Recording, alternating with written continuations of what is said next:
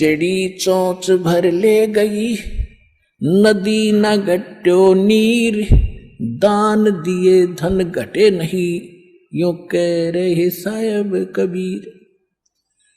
परमात्मा अपना साइन कर रहे हैं इस वाणी को बोल करके, कह रहे साहिब कबीर के दान करने से धन नहीं घटेगा, ये नियम है परमेश्वर का।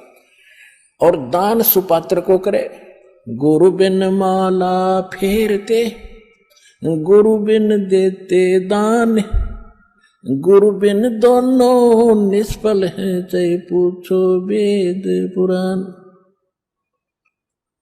देते को हर देत है, जहां तहां से आण, अण देवा मांगत फिरो, फिर साहिब सुने ना कान। अब परमात्मा ने एक भूमिका करके दिखाई हमारे को कि साईं इतना दीजियो जिसमें कुटुंब समावे, एक धानक, एक जुलाहा, सुबह से लेकर शाम तक एक बारीक बारीक तार इकट्ठे करके धागे और कपड़ा बुनता है। एक दिन में मुश्किल से भी 5 फुट 10 फुट बना पाता है, 5 फुट 4 फुट, और बहुत लंबा सैकड़ों फुट का तार वो थान बनाना पड़ता है। ताना बनाते थे, वो हफ्ते में पूरा होता। उसकी जो मेन ताना मालिक को मिलता है, उसमें से अपने परिवार के लिए जो आवश्यक सामग्री थी, खाद्य पदार्थ लाते और शेष बच जाते, उसको सत्संग और भंडारा में लगाया करते थे। इस प्रकार परमात्मा हमें उदाहरण देते हैं कि इस लोक में आप भगवान की भक्ति अवश्य करो, पूर्ण संत से प्राप्त करके, फिर परमात्मा एक्शन में आवेगा। और वैसे आप ये फार्मूले अपनाओगे तो सफल नहीं हो पाओगे, क्योंकि फिर आपके साथ काल रहेगा, ये मन, और केवल वर्क डन मिलेगा आपको। यहां वर्क से भी अलग मिलेगा आपको, किस्मत से भी नारा देगा परमात्मा, क्योंकि हम परमात्मा से कुछ और मांग ही नहीं रहे, इतना ही मांगते कि हमारी भक्ति बनी रहे और हमें कोई आवश्यक वस्तु का अभाव ना हो, बस इतना सा। अब जैसे ये सोचते हैं अपने बच्चों के लिए ये बना दूं वो बना दूं। एक लाला जी था सेठ धनी, उसने अपने मुनीमों से एक दिन अपनी टोटल संपत्ति का, सारी संपत्ति का टोटल करवाया कि कितनी संपत्ति होगी। उन्होंने बताया जी इतनी होगी, मेरी कितनी पीढ़ी इससे निर्वाह कर सकती है। उन्होंने बताया कि जी आपकी 5 पीढ़ी तो बैठा खा सकती है, इतनी संपत्ति आपके पास, धन है। अरे भले आदमियों, फिर छठी क्या खाएगी? वो छठी क्या खाएगी? और कुछ विधि बताओ। तो उन्होंने कहा जी साधु संत बताते हैं, उनके सत्संग सुनने चाहिए। तो सत्संग में बताया गया कि भाई दान करे, जब धन चाहे तो दान करे, और दान से धन घना मिलता है। और दान में जैसे साधु संत भक्तों को जो दान कराया जा, वो ज्यादा लाभ देता है। जैसे यहाँ तो सारे साधु संत आते हैं, भगत, असली भगत तो यहाँ आते। फिर भी जो भी जैसा मालिक के नाम पर कहीं के जंगलों में झोपड़ियों में बैठे थे साधु भक्त, तो पिछले संस्कारी होते, पिछले पुण्य उनको प्रेरित करते हैं, तो वो कहीं ना कहीं बैठ कर राम राम करते ही रहते हैं।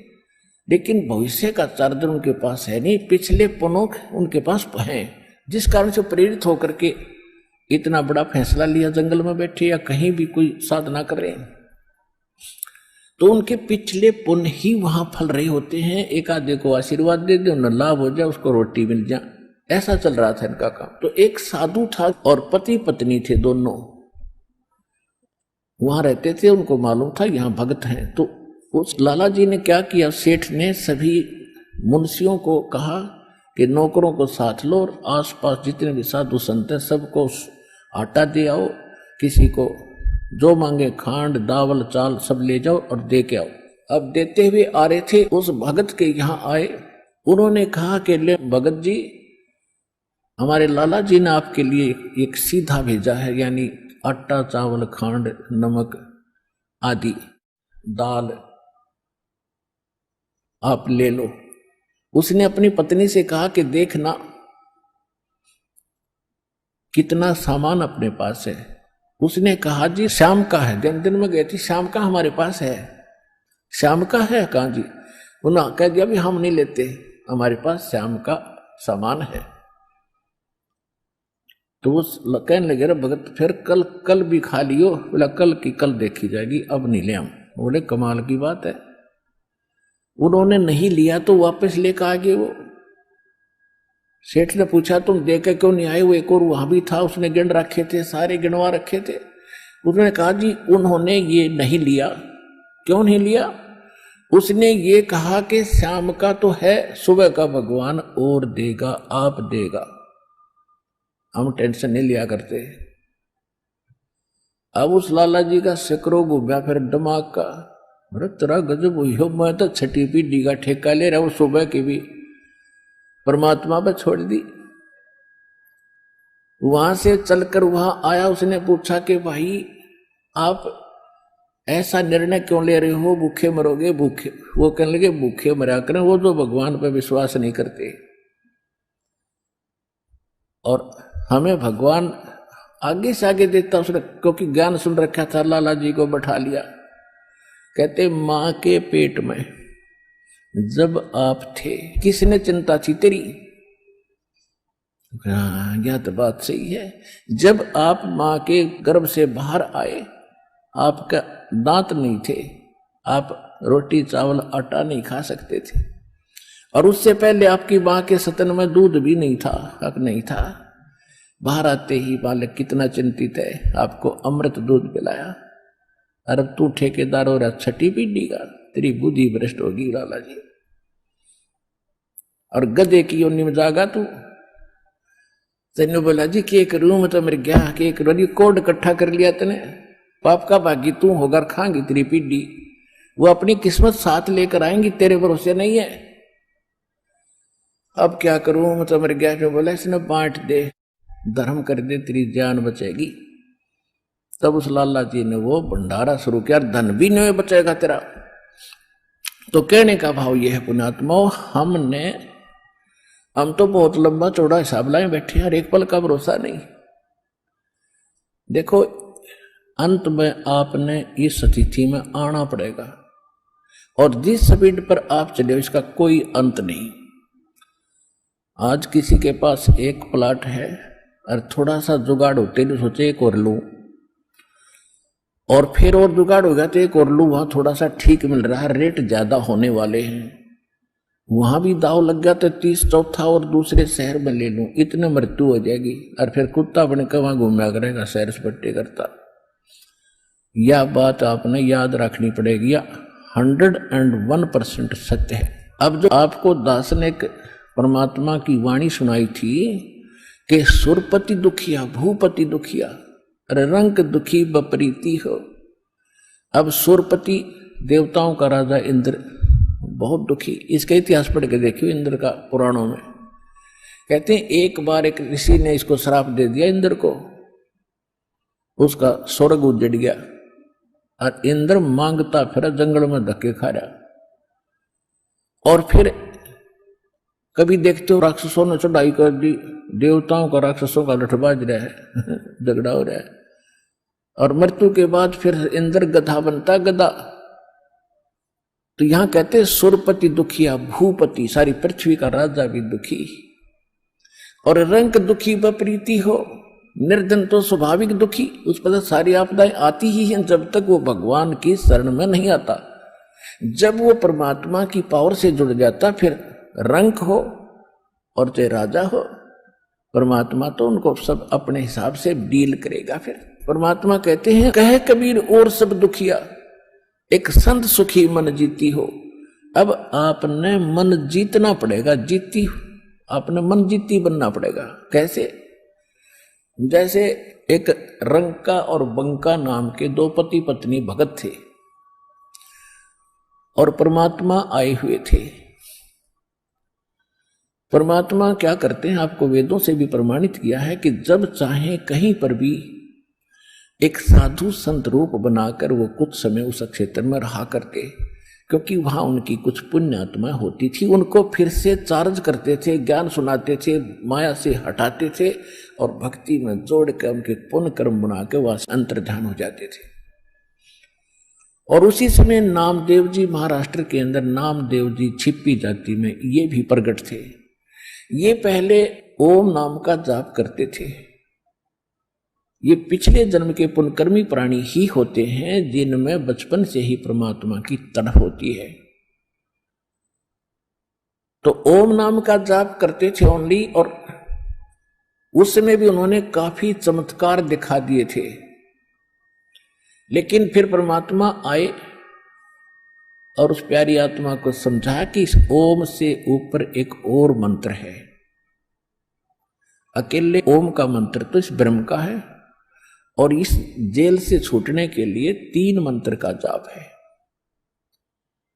ओम तत् सत, और तत् और सत ये सांकेतिक है। अब नामदेव जी को काफी मालिक ने समझाया, तब उनकी समझ में आई। फिर उनको सतनाम दिया, यानी दूसरा मंत्र भी साथ दिया। फिर वो उसका जाप करने लगे। अब गरीबदास साहिब जी ने बताया कि नम छिपा ओम तारी, पहले केवल ओम में लो लगा रखी थी, ओम में लगन थी और कोई जाप नहीं करता था।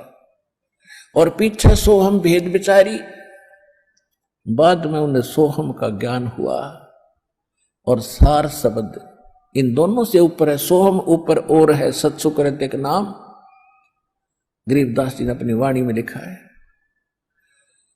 कहते नामा छिपा ओम तारी, पीछे सोहम भेद विचारी, और सार शब्द पाया जद लोई, आवागमन बहुत डावी। तब नामदेव जी का कल्याण हुआ। जब परमात्मा आए हुए थे उनको सार नाम दिया नहीं था, मालिक समझाया करते थे, सतनाम प्राप्त था। लेकिन पिछले संस्कार और इतने प्रबल थे। एक दिन नामदेव जी जा रहे थे कहीं से, और साथ में रास्ते में एक मंदिर था। मंदिर में ब्राह्मण लोग अपनी आरती उतार रहे थे,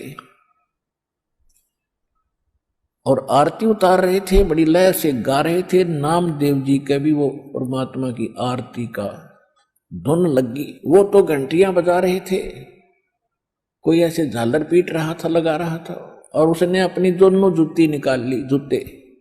जूती होती थी, दोनों निकाल ली, उनको ऐसे बजाते हुए, और वो आरती गाते हुए ब्राह्मणों के बीच में घुस गए भगवान के दर्शनार्थ मंदिर में। अब पंडितों ने देखा कि ये छोटी जाति का हाथों में जूते लेकर आ गया हमारे बीच में, इसने तो भ्रष्ट कर दिया भगवान के मंदिर को। और वो धुन में लगे हुए थे, उनको धक्का में जावा नहीं, वो अपने मंडरे उसको पकड़ कर जबरदस्ती घसीट के और मंदिर के पीछे पटक दिया। वो वहां पड़े पड़े भी ऐसे आरती गा रहे और जूतियों से पीट रहे। परमात्मा ने वो मंदिर का मुख नामदेव की तरफ कर दिया। पंडित जी पिछली साइड में पिटे झालर पीछे न खड़े।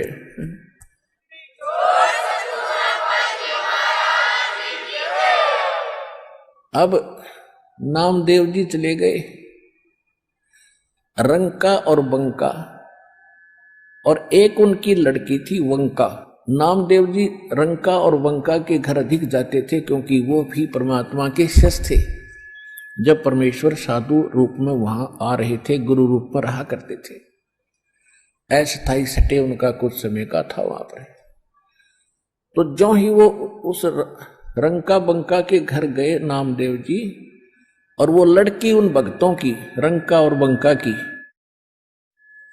एक पट्टी तैयार करे थी, जैसे अपने देसी औषधि बना के हल्दी कूट के तेल में पका के। नामदेव ने पूछा, बहन क्या कर रहे हो ये? वो कहने लगी, भाई तेरे खोदे हुए खड्डे आंट रही हूं। अब मैंने क्या कर दिया कि भाई तू कतई नहीं मानता, भगवान गुरुदेव जी कितना संकेत करते हैं, भाई तुम अपनी यह हंगा मत दिखाया करो, अपनी शक्ति का प्रदर्शन ना करा करो, थारा भट्ठा बैठ जाएगा। पर भाई तुम बाज नहीं आता। और भक्तों की इज्जत रखने के लिए भगवान को दुख उठाना पड़ता है। तेरे को क्या जरूरत थी वहां उस मंदिर में घुसने की। और जब तेरे को बाहर पटक दिया ना भगवान की इज्जत का, तेरी इज्जत नहीं भगवान की इज्जत थी वहां पर।